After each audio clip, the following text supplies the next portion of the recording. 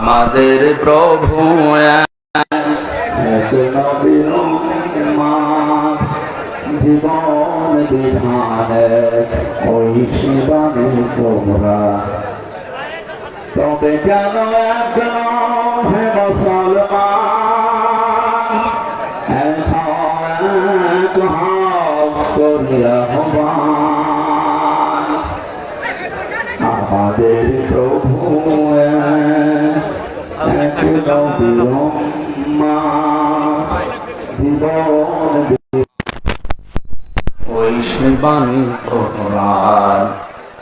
তবে কেন এক নাম হে মুসলমান, এক হও এক।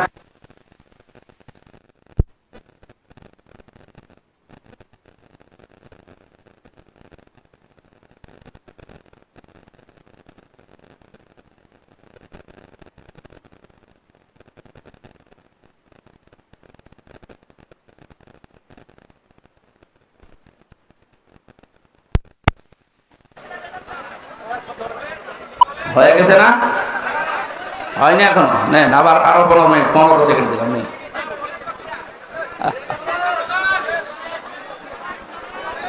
বাংলাদেশের ঐতিহ্যবাহী জেলা কুষ্টিয়া। কে এগুলো দিয়েছেন ওপরে কি করতে, নাকি বৃষ্টি হচ্ছে?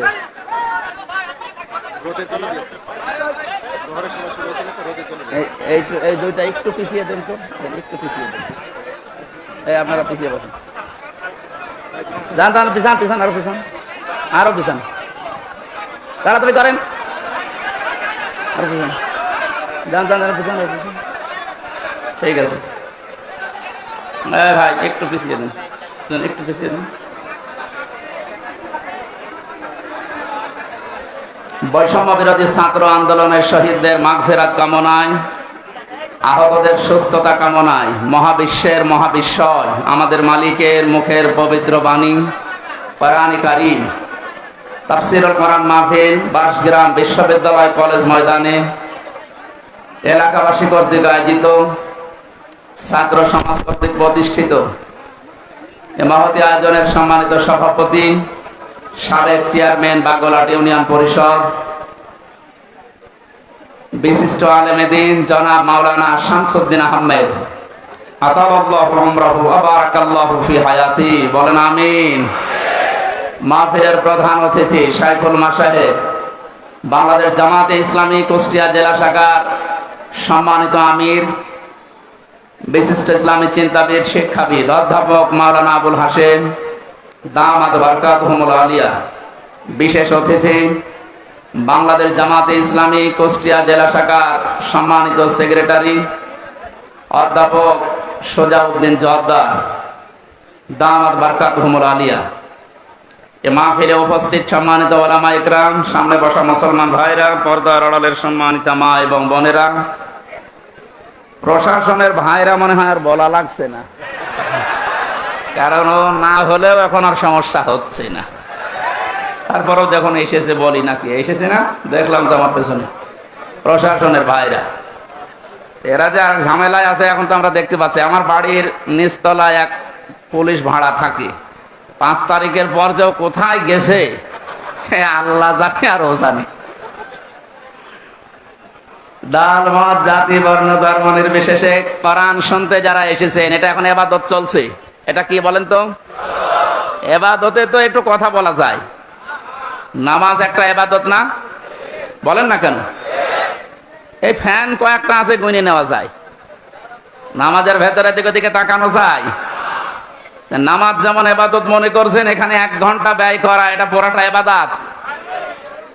কথা বুঝতেছেন? এই ইবাদতটা আমরা অনেকে বুঝি না। এখানে যে ইবাদত চলছে এটা মানেন তো? মানেন আপনারা? ইবাদত যেভাবে করা লাগে, কষ্ট হলেও ওইভাবে থাকবেন।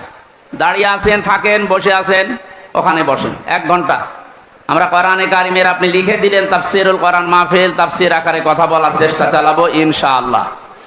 যিনি আমাদেরকে এই দিনের বেলায় হাজারো কাজ ছিল সব বাদ দিয়ে কোরআনে কারিম বোঝার জন্য সময় বের করে দিলেন, আলহামদুলিল্লাহ।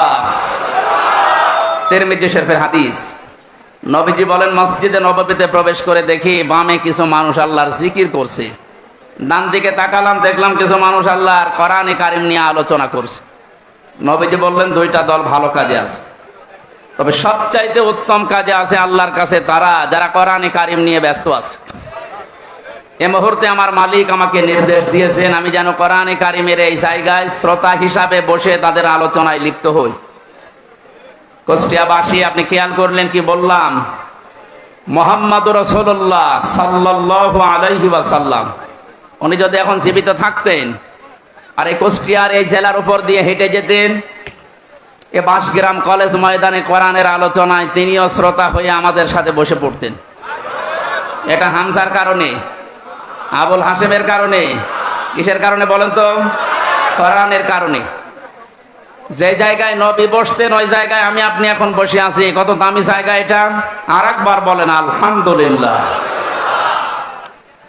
আল্লাহ রাব্বুল আলামিন বলেন লাইন শাকারতুম লাযিদান্নাকুম ওয়া লাইন কাফারতুম ইন্না আযাবি লাশাদীদ। আমি গতানুগতিক কথা বলি কম, যেটা বলছি বাস্তবের সাথে মিলাবেন। সূরা ইব্রাহিমের 7 নম্বর আয়াতের শেষের দিকে আছে, 13 নম্বর পারার 15 নম্বর পৃষ্ঠার 7-5 নম্বর লাইনে আছে।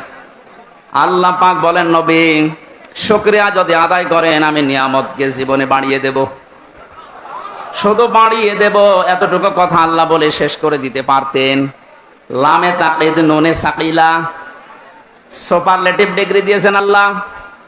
আল্লাহ এত বড় গ্যারান্টি শব্দ দিলেন যে অবশ্যই আমি আল্লাহ বাড়িয়ে দেব যদি নিয়ামতের শুকরিয়া আদায় করো। জন্মের পর থেকে বাক্যটা আমরা শুনছি, আল্লাহর এই আয়াতটা আমরা মনে করি নিয়ামতের শুকরিয়া মানে টোটি পর্যন্ত খেয়ে একেবারে ঢেকর তুলে বলবো আলহামদুলিল্লাহ, হয়ে গেল নাকি? এটা তো শুকরিয়া আদায়ের একটা বাক্য মাত্র। কোন মানুষ যদি শুকরিয়া আদায় করতে চায় নিয়ামতের, এই আয়াতের তাফসিরে মুফাসসির লিখেছেন 3টা শর্ত তাকে মানা লাগবে। 1 নম্বরে তার মুখে স্বীকার করা লাগবে যে হ্যাঁ এটা নিয়ামত। আগস্টের 5 তারিখের আগে আমরা যেখানে ছিলাম আর আজকে যেখানে আছি এটা পুরাটাই আলাদা। কথা বলে না কেন? এটা কত বড় নিয়ামত! কিছুদিন আগে বাংলাদেশ জামাতে ইসলামী কুষ্টিয়া জেলা শাখার উদ্যোগে 550 আলেমকে এক জায়গায় ডাক দিয়েছিল। সব ঘরানার আলেম সেখানে ছিল। 550 আলেম 3.5 ঘন্টা 4 ঘন্টা আমরা আলোচনা করেছি। কোনো বাধা নেই, কোনো চিন্তা নেই, মনের ভেতরে কোনো আতঙ্ক আমরা হইনি। অথচ আগস্টের 5 তারিখের আগে 550 না 5.5 জন এক জায়গায় হলে 10টা মামলা হয়ে যেত। বিশেষ করে আলেমরা। কথা বলে না কেন? কোন জায়গা থেকে আমরা কোন জায়গায় আসলাম টের পাচ্ছেন? পরাধীন এবং স্বাধীন দুইটা শব্দ। স্বাধীন দেশে বসবাস করেও আমরা অনেকেই এতদিন পরাধীন।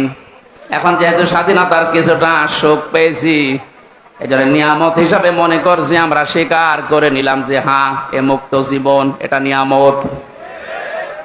2 নম্বর, আপনার মনের ভেতরে একটা আনন্দ লাগবে, যেটা আমার লাগছে। কিন্তু এদেশে সবার এই আনন্দ লাগছে না। 100 জনের 80 জন মানুষ আমরা এখন আনন্দিত, খালি 20 জন মানুষ বলছে আপা ঘাবড়াবেন না। 20 জনের অবস্থা এরকম, আপা ঘাবড়াবেন না। আপনি ঘাবড়ালে আমরা নরম হয়ে যাই। এর সংখ্যা কয়জন? মাত্র 20 জন। আমরা 80 জন কিন্তু এখন খুশি, আনন্দে আছি। মনের ভেতরে একটা অজানা সুখ আমাদের ভেতরে দোল দিচ্ছে। এই আয়াতের তাফসিরে মুফাসসির আরেকটা তথ্য দিয়েছে, মানুষ যখন খুশি হয় তখন তার বাম স্তনের 2 আঙ্গুল নিচে একটা গোস্তের টুকরা আছে, যেটা আমরা কলব বলে জানি। ওটা তখন আনন্দে লাফাতে থাকে, শরীরের পশমগুলো খাড়া হয়ে যায়। আল্লাহ পাক বলেন আমার সালাম নামের খাতিরে তাদের ভেতরে একটা শান্তির বাতাস আমি বইয়ে দেই। জোরে বলেন আলহামদুলিল্লাহ। আমি আমার ঈমান থেকে বলছি এটা আমি পেয়েছি, সুতরাং 2 নাম্বার শর্ত হয়ে গেছে পূরণ। 3 নাম্বারটা কি? যে জন্য নিয়ামতটা পেয়েছি ওই কাজটা ওই জায়গায় পৌঁছিয়ে দেওয়া লাগবে। বৈষম্য বিরোধী ছাত্র আন্দোলন আপনি লিখে দিয়েছেন পোস্টারের উপরে, শহীদদের আত্মার মাগফেরাত কামনায় আয়োজন। ওরা যে 9টা দাবি নিয়ে 1000-এর উপরে দেশে জীবন দিয়ে গেল, যে উদ্দেশ্য নিয়ে জীবন দিয়েছে, ওই উদ্দেশ্যকে পূর্ণতায় পৌঁছাতে হলে আল্লাহর এই কালাম লাগবে। মান ক্বালা বিহি সাদাকা, যারা কোরআন দিয়ে কথা বলে এরা সত্য কথা বলে। আমান হাকামা বিহি আদালা, কোরআন দিয়ে যারা বিচার করে নবীজি বলেন এরাই ন্যায় বিচার কায়েম করতে পারে। 53 বছর কোরআনে কারিমের বিচার এদেশে এখনো পর্যন্ত আমরা দেখিনি। এই জন্য ন্যায় বিচার শুধু নামে শুনেছি, পাইনি। বিশেষ করে এই 16 বছরে কত মানুষ আমাদের সামনে এ বক্তব্য বহুবার দিয়েছে যে আমরা ন্যায় বিচার কায়েম করতে পেরেছি। এটা ডাহা মিথ্যা কথা। ন্যায় বিচার কায়েম করা সম্ভব তখন যখন কোরআনে কারিম এদেশের সংসদে চলবে। আর এটা তো চালাবে ধীরেন্দ্রনাথ দত্ত। এরকম মানুষ জীবনেও কোরআনে কারিমকে ওই জায়গায় নিতে চাইবে না। তার প্রমাণ সরঞ্জিত সেনগুপ্ত। এই লোকটা সংসদেই বলেছিল কোরআনের আইন এটা বর্বর আইন।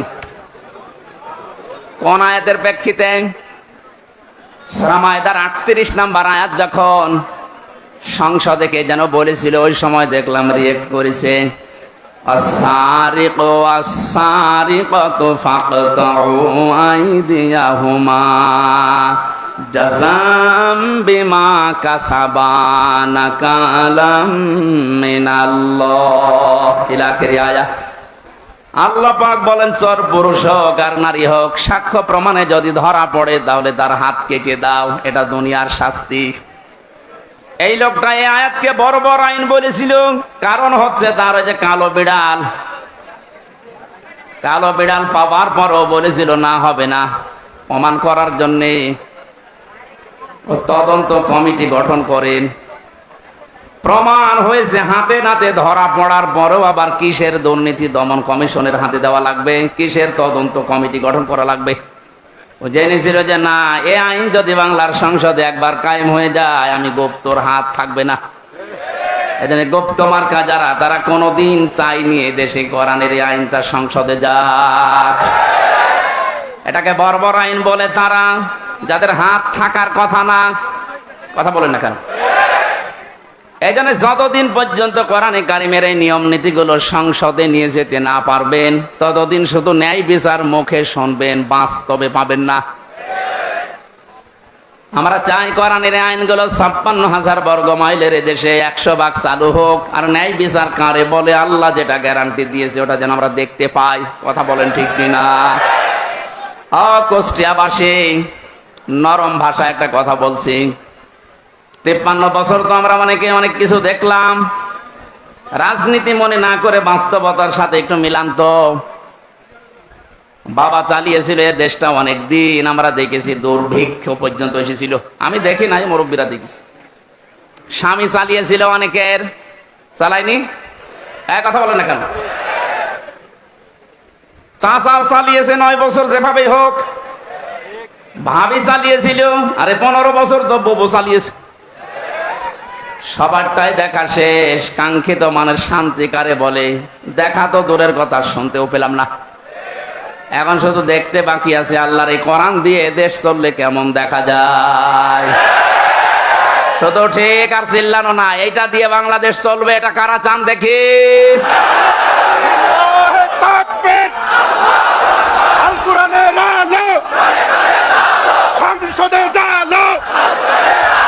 বাংলাদেশ জামাত ইসলামী।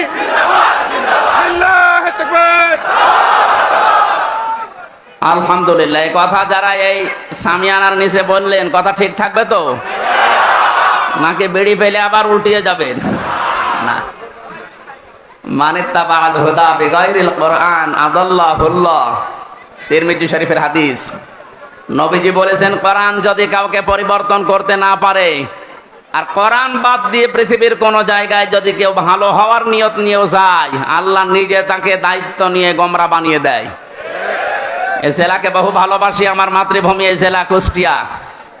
খুব ভালো করে শোনেন কুষ্টিয়ার মানুষেরা, কোরআন যেখানে নেই ওখানে গেলে আপনাকে খারাপ বানাবে। হামজা বলেন, আদাল্লাহুল্লাহ। আউদাল্লাহ ইউদিল্লু বাবে ইফআল থেকে এসেছে। যদি নবী দল্লা ইয়াদিল্লু দিতেন তাহলে বাংলা অর্থ দাঁড়াতো যে আপনি নিজেই নিজেকে খারাপ বানিয়ে ফেলেছেন। বাবে ইফআল থেকে আসার কারণে শব্দের অর্থ দাঁড়িয়েছে আপনার হয়তো নিয়ত ভালো ছিল, কিন্তু এমন এমন জায়গায় গেছেন যেখানে কোরআন ছিল না। নিয়ত ভালো থাকার পরও কোরআন না থাকার কারণে আল্লাহ নিজে দায়িত্ব নিয়ে আপনাকে আরো খারাপ বানিয়ে দেবে। এর বাস্তব প্রমাণ কুষ্টিয়ার লালনের বাজার। হাজারো মানুষ বিভিন্ন জেলা থেকে আসে, এ জেলা থেকে যায় কি খারাপ নিয়তে যায় না। আপনি করে গেলাম লালমনিরহাট, নীলফামারী যারা আছে, বউ ছেলে মেয়ে বেটার বউ সব নিয়ে, কারো নিয়ত খারাপ না। জায়গা পাচ্ছে না, গরিব মানুষ বাসের মাথায় উঠে আসতেছে কেন? আল্লাহর ওলি এখানে শুয়ে আছে। অথচ বাস্তবতা কি? এখানে কোরআনের নিয়ম নীতি চলে, যত শিরিক সব চলছে। এমনকি আমার যতটুকু বাস্তব দেখা, সারা দেশে পড়িয়ে আপনি যে কয় মন গাঁজা না পাবেন, এ মাজারে তার দিতে বেশি গাঁজা পাওয়া যায়। পুলিশ পাহারা দিয়ে আরো গাঁজা খাওয়ায়, খান। এই হচ্ছে আল্লাহর ওলির অবস্থা। এখানে কোরআনের কোনো নিয়ম নীতি নেই। সুতরাং আমরা দেখতে পাচ্ছি কি, মানুষ ভালো হওয়ার নিয়তে আসার পরও আগে বিড়ি খাইতো না, এখন বিড়ি খায়। আগে গাঁজা খাইতো না, এখন গাঁজা খায়। ওকে ভালো হয়েছে না খারাপ হয়েছে? ওকে খারাপ বানিয়েছে হামজা কে বলেন? এ কথাটাই হাদিসটা 100 ভাগ মানেন তো? হেদায়েত দেওয়ার একচ্ছত্র মালিকানা যেহেতু আল্লাহর, আর উনি জানিয়েছেন আদাল্লাহুল্লাহ, আমি নিজে তোকে খারাপ বানাবো। কুষ্টিয়াবাসী আমরা কোরআনের এই চোখ, হাদিসের চোখ লাগিয়ে দেখতে পাচ্ছি। আজকে আপনাকে সতর্ক করার জন্য এসেছি। খুব ভালোভাবে খেয়াল করেন, কোরআন যেখানে নেই ওখানে গেলে আপনি নিজে খারাপ হবেন না, আপনাকে খারাপ বানানো হবে। আর এর কর্তা হবেন কে বলেন? সুতরাং এটা বিশ্বাস যদি 100 ভাগ করে থাকেন, সিদ্ধান্ত নেওয়া যায় না যে কোরআন যেখানে নেই ওখানে আমি যাব না। বলেন আর নিচে নামবো? ঠিক আছে, নামলাম। তাহলে আজকে থেকে আর একটা সিদ্ধান্ত নিয়ে কোরআনের মাহফিল থেকে বিদায় নেওয়া লাগবে। এই বাংলাদেশে যত রাজনৈতিক দল আছে, যে দলে কোরআন নেই, কোরআনের কর্মসূচি নেই, ওই দলের প্রতিষ্ঠাতা আমার বাবা হলেও আমি ওখানে নেই। এটা ঠিক রাখবেন কারা দেখি? লিল্লাহে তাকবীর। এই আন্দাজ হাত তুলবেন না, দেখেন তো হাত তোলেনি কে, দেখেন তো।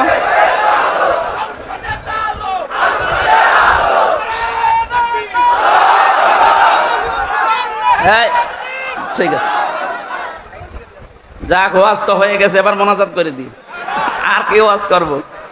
এর উপরে আর কোনো ওয়াজ আছে? এইটা যদি আমার মনে হয়, কালকে আমি চুয়াডাঙ্গা ছিলাম শহরের পাশে, ওখানে মনে হয় এনএসআই রিপোর্ট দিয়েছে যে 5 লাখ মানুষ ছিল। এত মানুষ হয়েছে আমার জীবনে আমি অত মানুষ দেখি না এক জায়গায়।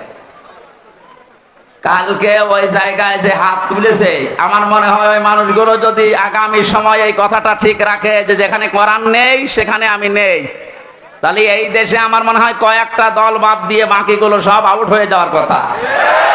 এই 5 লাখ মানুষ কালকে হাত তুলেছে, এর ভেতরে অন্তত যদি 1.5 লাখও ঠিক রাখে, তাও তো ওই আসনটা অন্তত কোরআনের হাতে চলে যায়। 1.5 লাখও ঠিক রাখবে না, দেখবেন বিড়ি আর বাকি জিনিস পেয়ে সব আল্লাহ রাস্তায় চলে গেছে। আমরা কুষ্টিয়ার মানুষ, আমরা চুয়াডাঙ্গা না, আমার চরিত্র অত ঝামেলা নেই। আমরা ইনশাল্লাহ ঠিক রাখবো, বলেন। যত জেলায় গেছি হাদিসটার ব্যাখ্যা যত জায়গায় করেছি, আমার মনে হয় মানুষগুলো যদি সারা হাত তোলে শুধু, এরাও যদি ঠিক রাখতো, তো বাংলাদেশে সেই আমার সেই 11 সালের পর থেকে যা শুরু হয়েছে আমার আলোচনা, ওই সময় দেশে ইসলাম কায়েম হয়ে যাওয়ার কথা। কোরআন নেই, আমি সেখানে নেই, তাহলে কোন দল টিকবে? আগে দেখবেন যে কোরআনের কর্মসূচি এই দলের ভেতরে আছে কিনা।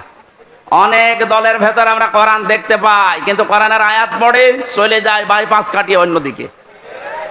বিভিন্ন দরবার কেন্দ্রিক যে আলোচনাগুলো আমরা দেখি, আয়াত পড়ে ঠিক, কানে হাত দিয়ে সুর করে তেলাওয়াত করছে কুল হুয়াল্লাহু আহাদ। তাফসীর মাহফিলে, ওয়াজ মাহফিলে ইসালে সাহাবে আয়াতটা পড়ে, কারণ জানে যে আয়াত পড়লে তিনবার পড়লে এই সূরাটা 1 খতম কোরআন শরীফ পড়ার সওয়াব হয়, এই নিয়তেই পড়ে। পড়ার পরে বাস্তবতা দেখি, হে নবী আপনি বলেন আল্লাহ এক। এবার আস্তে করে কাটছাট করে চলে যাচ্ছে উনি কুষ্টিয়ার বাইপাস দিয়ে। এবার বলে এ নবী কোন নবী?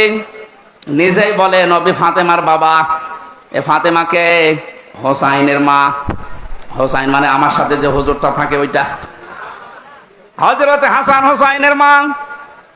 এ হোসাইনের মা উনি কি করেছিলেন? হোসাইন শাহাদত বরণ করেছিলেন কারবালায়। এবার আপনাদেরকে আমি কারবালার ঘটনা শোনাবো মাত্র 2 ঘন্টা। আয়াত পড়েছিল কি?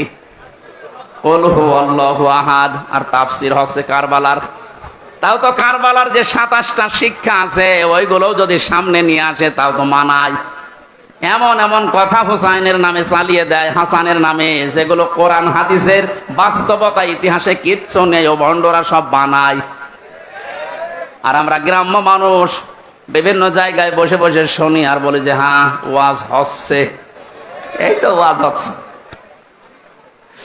এই জন্য কোরআনে কারিম কথা বলে ঠিক, কিন্তু কোরআন থেকে যে কথা আল্লাহ জানাতে চেয়েছেন কুল হুয়াল্লাহু আহাদ দিয়ে তার ওয়াহাদানিয়তের কথা, তার একাত্মবাদের কথা, এই কথাগুলোর যদি আহাদুন শব্দের, ইলাহুন শব্দের ব্যাখ্যা আমরা জনগণকে সঠিকভাবে শোনাতে পারতাম, এদেশের মানুষ আমার মনে হয় অনেকে পরিবর্তনের চেষ্টা করত। কালকে 2 জন যারা মুসলমান হয়েছে চুয়াডাঙ্গায়, অশিক্ষিত মানুষ না, 2 জনে শিক্ষিত। ওখানে আমার শব্দের ব্যাখ্যা ছিল ইলাহ শব্দের সাইয়্যিদ আবুল আলা মওদুদী রাহমাতুল্লাহ আলাইহির, ওনার একটা লিখিত বইয়ের উপরে কালকে আলোচনা ছিল আমার। উনি ইলাহ শব্দের ব্যাখ্যা যেভাবে করেছিলেন, ওই শব্দের অর্থগুলো বাস্তবের সাথে যখন মিলিয়েছি, ওরা একটা হিন্দু, তাও কট্টর হিন্দু, খুব যত্ন সহকারে পূজা করে। আমাদের মুসলিমদের ভেতরে প্র্যাকটিসিং মুসলিম যেমন খুব বেশি অ্যাক্টিভ ভাবে যারা ইসলাম মানে, এইরকম লোক একটা। কথা শেষ করার পরে আমি জিজ্ঞাসাও করেছিলাম যে কি আপনি মুসলমান হয়ে গেলেন কেন? আপনি যেভাবে বুঝিয়েছেন আমি এতদিন পর্যন্ত ভাবি নাই, কারণ আমরা এইভাবে পড়াশোনা করার সুযোগ পাই নাই। আমাদের যে ধর্ম, ওই ধর্মে আমাদের কিতাবগুলো আমাদের পণ্ডিতরা ছাড়া, ধর্মের গুরু ছাড়া আমাদের পড়তে দেয় না। ইলা শব্দের যে অসারতার ব্যাখ্যা দিয়েছিলেন যে পৃথিবীর বহু ইলা আছে, আন্দাজে ইলা দাবি করে থাকে, ওদের কোনো কর্মক্ষমতা বাস্তবতা কিচ্ছু নেই। শেষ পর্যন্ত আমার বিবেকে নাড়া দিয়েছে, এই সত্যকে সত্য না মেনে মারা গেলে আমি নিজেকে ক্ষমা করতে পারবো না। দেন আপনি আমার ইসলামে দীক্ষিত করে দেন, জোরে বলেন সুবহানাল্লাহ। এই জন্য আমরা কোরআনে কারিম যেখানে নেই, আজকে থেকে আপনি সিদ্ধান্ত যখন নিয়েই ফেলেছেন যে অন্য কোনো জায়গায় আর যাবেন না, আজকের এই মাহফিল আমার মনে হয় যদি ঠিক রাখতে পারেন হাতটা, এই আলোচনা, এই আয়োজন সাকসেস, জোরে বলেন সুবহানাল্লাহ। দরুদ আর সালাম পাঠ করে আজকের তেলাওয়াতকৃত আয়াত, যদিও এটা একটা সম্ভাবনা বাস্তবতা নিয়ে সামনে আল্লাহ আয়াতটা নাযিল করেছিলেন সূরা কাসাসের 85, 84, 83, 84 এই আয়াতগুলো।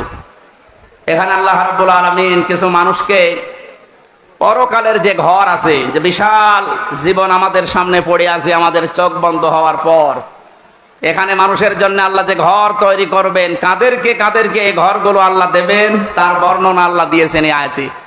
আমরা যেহেতু শুধু দুনিয়াদার না, আমাদের সামনে আরেকটা জগৎ আছে, এটা আমাদের বিশ্বাসে আছে না নেই? কুল্লু নাফসিন যায়িকাতুল মাউত ওয়া ইন্নামা তুওয়াফাউনা উজুরাকুম ইয়াওমাল কিয়ামাহ ফামান যুহজিহা আনিন নার ওয়া উদখিলাল জান্নাতা ফাকাদ ফাজ ওয়া মাল হায়াতুদ দুনিয়া ইল্লা মাতাউল গুরুর। কুষ্টিয়াবাসী সূরা আলে ইমরানের 85 নাম্বার 185 নাম্বার আয়াতটার দিকে তাকান। আল্লাহ পাক বলেন পৃথিবীর যা সৃষ্টি করেছি, জীবন যারে দিয়েছি তারে মরণ দেবই, সবাইকে একদিন মারা লাগবে। মারা যাওয়ার পরে দুনিয়ার জীবনে যে যা করেছে তার পারিশ্রমিক উজরত পুরস্কার আমি পরিপূর্ণ করে দেব। আমার তো মনে হয় একজন মানুষ যারা আল্লাহর প্রতি, পরকালের প্রতি বিশ্বাস হালকা পাতলাও আছে, এই মানুষের জীবনে আয়াতের দ্বারাই পরিবর্তন হয়ে যাওয়া সম্ভব। যে আমি যত কিছুই করি, তাল বাহানা যাই করি, আমার কিন্তু মরা লাগবে, এ বিশ্বাস মানুষের ভেতরে 100% তৈরি হলে ওর জীবন পরিচ্ছন্ন হতে আস্তে আস্তে সম্ভব। কারণ যে যা করছে এটা কিন্তু বাদ যাবে না। ফামাই ইয়ামাল মিসকালা যাররাতিন খায়রান ইয়ারা ওয়া ইয়ামাল মিসকালা যাররাতিন শাররান ইয়ারা। কোন মানুষ যদি যাররা পরিমাণও ভালো মন্দ কাজ করে দুনিয়ায়, কিয়ামতের দিন সে পাবে কি পাবে? এর আগে যত তাফসীর আমি দেখেছি, পুরাতন ওল্ড তাফসীর, মুফাসসিরিন গ্রামে ইয়ারা শব্দের ব্যাখ্যায় দিয়েছেন যে কিয়ামতের দিন আপনাকে দেওয়া হবে, এতটুকুই শেষ। আধুনিক তাফসীর যারা বের করছেন, দেওয়া হবে এখানে লেখা নেই, ইয়ারা মানে চোখ দিয়ে দেখা। দুনিয়াতে আপনি ভালো মন্দ যাই করেন না কেন, যতটুকু করেন কিয়ামতের ময়দানে ওইটা আপনাকে ভিডিও ক্লিপ আকারে আল্লাহ দেখাবে। জোরে বলেন আল্লাহু আকবার। এটা যদি 100 ভাগ কেউ বিশ্বাস করে, সে নিজের স্ত্রী বাদ দিয়ে কোনোদিন হোটেলে রাত কাটাবে? এদেশে কাটাচ্ছে না? কথা বলেন না কেন? 5 তারিখের পর থেকে আজকে এই 9 তারিখ, এই কয়েকদিনের ভেতরে আপনি দেখেছেন কি অবস্থা। যত যত বড় বড় মহারথী দেখতাম, ওদের চরিত্র দিয়ে এত নিচে নামতে পারে আমার বিশ্বাস ছিল না। বিশেষ করে দরবেশটা বলে এত নিচে নামবে, অন্যের বউ ভাগিয়ে উল্টাপাল্টা কাজ চালিয়ে যাচ্ছে। দাড়ি কেটে নম হয়ে গেছে, তাহলে বোঝা যাচ্ছে ওরা দাড়ি, এটা আসল দাড়ি না, জনগণকে ধোঁকা দিয়ে বোকা বানিয়ে টাকা পয়সা আত্মসাৎ করার দাড়ি এইটা। অনেকে বিভিন্ন রকম এরকম মেকি কাজ করে আমি দেখেছি। কুষ্টিয়ানা হালসায় যেন ওই যে 12 সাল 11 সালের দিকে এক দোকানে তেল নিচ্ছে এক লোক, দেখলাম বারবার তেলে মাপে কম দেয়। ঘুরে এসে ওরে বললাম, চাচা আপনি একটা কাজ করলেন কেন? আপনি যে বারবার এভাবে তেল মেপে দেন, ওই লোকটা তো বসে নাই, একটু আলাপ হলা, তা আপনি এসে তো টের পান যে কি করলেন। কিছুক্ষণ আগে নামাজ পড়ে আসলেন, টুপি এখনো আপনার মাথায় আছে, আর আপনি বারবার ওজনে কম দিচ্ছেন। নামাজ পড়ার এই হাল। পকেট থেকে একটা সাদা টুপি বের করে বলছে, বেশি বলছো, এটা আমার তেল বেচা টুপি আর এটা নামাজ পড়া টুপি। আমার তোমার এই দোকানদার যা করেছিল, এই 15 বছর পরে দরবেশ ঠিক এইটাই করেছে।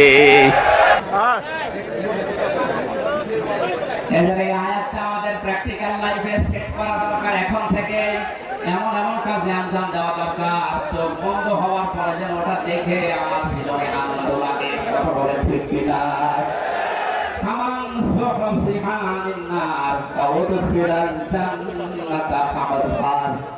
আল্লাহ তাআলা বলেন, ওই মানুষটার জীবন তো সফল যাকে আল্লাহ জাহান্নামের কাজগুলো থেকে আস্তে আস্তে মাইনাস করে জান্নাতের কাজের দিকে এগিয়ে দেয়।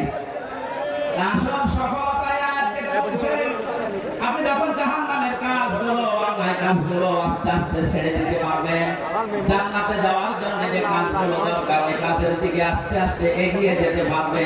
আপনি বিশ্বাস করতে পারেন ওই সময় যে আল্লাহ আপনার জীবন সফল করার জন্য নিয়ে যাচ্ছে। আমার হায়াতুদ দুনিয়া ইল্লা মাতাউল গুরুর। পৃথিবীর জমিনটাকে আল্লাহ ধোঁকার সাথে তুলনা দিয়েছে। পৃথিবীর যত মহামহব্বত, যত ভালোবাসা, আদরের জিনিস হোক, আল্লাহর ভাষায় সবগুলো ধোঁকা।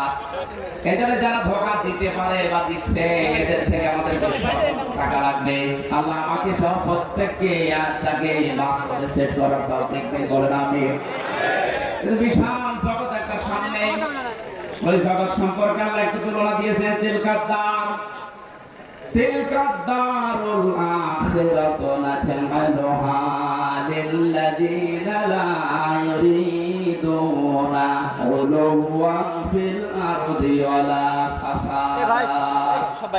আখিরাতের যে বিশাল জীবন তাদের সামনে পড়ে আছে, আমি আল্লাহ ওই জীবনে ঘর তৈরি করি তাদের জন্য। নাজ'আলুহা লিল্লাযীনা লা ইউরিদুনা উলুওয়া, দুনিয়া যারা উলু প্রকাশ করে না, উলু মানে উলু শব্দের শাব্দিক অর্থ হচ্ছে কি? হনরে, অনুমান হয়ে গেছে। এটা বাস্তবতায় 16 বছর আমরা দেখেছি। অনেকের পা মাটিতে পড়তো না, কি হনরে, এই কথা বলে দেখা। সুতরাং এই উলু যারা প্রকাশ করেছিলেন এতদিন, তাদের জীবন শেষ, তার দুনিয়াও শেষ, আখিরাতও শেষ। দুনিয়া শেষ হয়ে গেছে, বাস্তব প্রমাণে কয়দিনে দেখতে পাচ্ছেন না? কখন নিচে নামাবে আল্লাহ এত অপমান করে মানুষকে।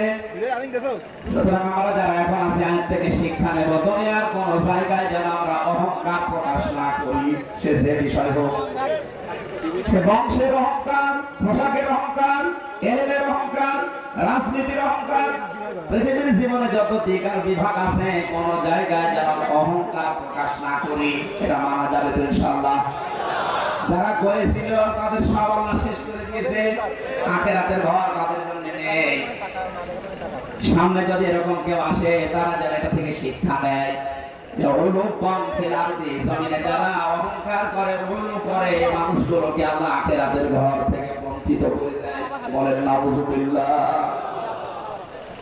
যারা করেছিল তাদের থেকে যদি আপনি এখান থেকে শিক্ষা নিতে না পারেন, আপনাকে শয়তান কিন্তু পেছিয়ে ধরবে, জড়িয়ে ধরবে, অ্যাক্টিভ ভাবে আবার নিয়ে আসার চেষ্টা চালাবে।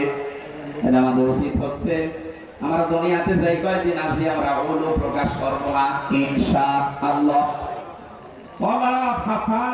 আল্লাহ বলেন 2 নম্বরে মানুষগুলো দুনিয়ার জীবনে বিশৃঙ্খলা সৃষ্টির চেষ্টা চালাবে না। একটা বাস্তবে আজ মিলালাম। আগস্টের 5 তারিখ থেকে আজকের এই সেপ্টেম্বরের 9 তারিখ পর্যন্ত প্রায় 11টা বিশৃঙ্খলা তৈরির জন্য অনেকেই চেষ্টা চালিয়েছে, এখনো চলছে। যারা এগুলো করেছিলেন আপনারা থামবেন, আর কেউ যদি চেষ্টা চালান সামনে, আপনি ওখানে এখনো থামেন।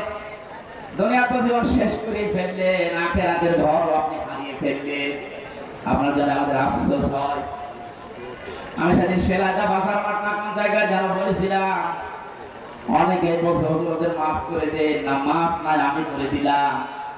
কিন্তু আল্লাহ রাব্বুল আলামিনের কোরআনে কারীমটা নিচে যারা জুলুম করেছে পৃথিবীতে মানুষের উপরে, তারা কিন্তু হামজার মামলার আসামি না, তারা আল্লাহর মামলার আসামি।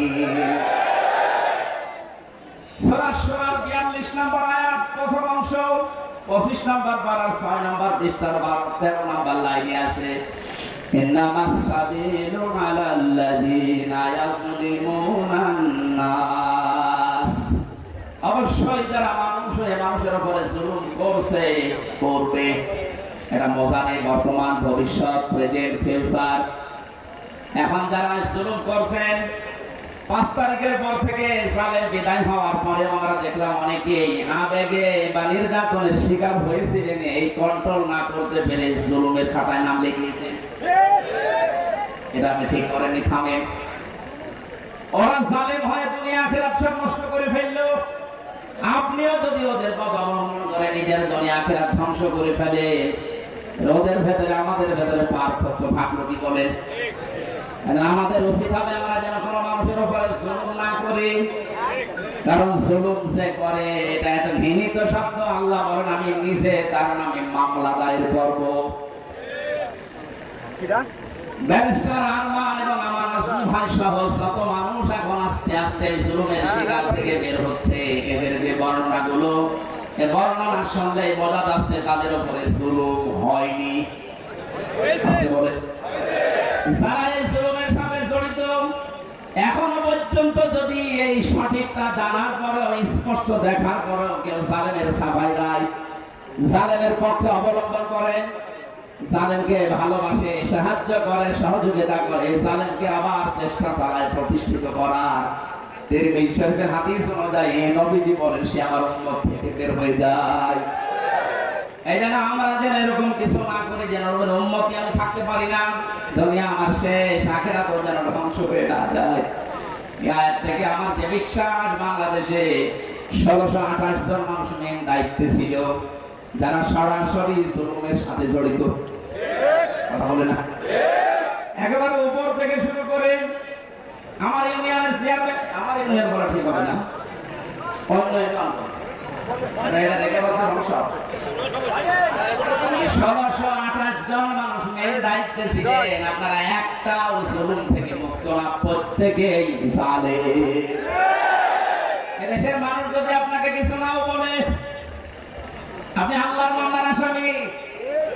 কথা বলে না, তুমি এত শেষ করে ফেলেছেন, পরকালে আল্লাহ নিজে মামলা দেবে আপনার নামে। আপনাকে কোনদিন চিন্তা আনতে পারেন যে আল্লাহর মামলার যে একটা আসামি, তার পক্ষ আমি অবলম্বন করি কি করে? আমার একটা মৌলসুরি মামলা ছিল জানেন, ওরা যদি সাজাও লাগিয়ে দিত তাও আমি 3 মাস সর্বোচ্চ জেল খাটতাম। অথচ বিনা কারণে বিনা অপরাধে মামলাটা দিয়ে 3টা বছর আমাকে আটকে রাখলে, এই মামলা যেহেতু রাষ্ট্র দিয়েছে, হাসিনা দিয়েছে, এই কারণে আমার পক্ষে কেউ দাঁড়াতেও সাহস পেত না। না, ওর পক্ষে দাঁড়িয়ে আমার ওকালতি আমি হারাবো। দেখেন তো, রাষ্ট্র বিরোধী, এজন্য আমার পক্ষে কেউ নেই। কিয়ামতের ময়দানে আল্লাহ নিজে রায় দেবেন, আলাইসাল্লাহু বিআহকামিল হাকিমিন, সবচেয়ে বড় বিচারপতি তিনি। তিনি নিজে মামলার বাদী, নিজে রায় দেবেন। আপনি তো বিচার সঠিক যদি আল্লাহ 100 ভাগ করবে, আপনার কি বিশ্বাস হয় যে আপনি বাঁচতে পারবেন? বাঁচতে পারবেন?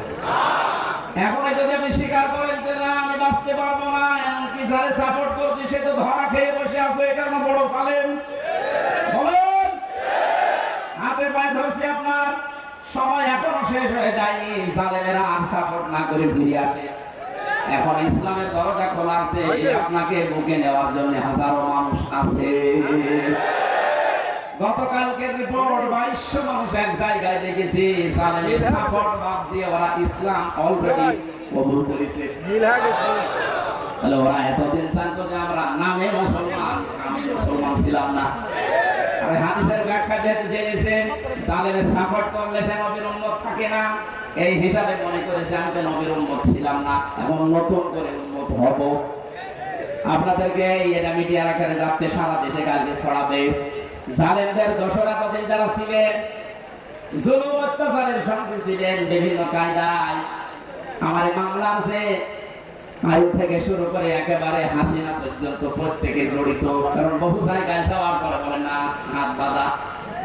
কয়েকদিন আগে আমার মামলা ঢিসমিস করে দিয়েছে আদালত।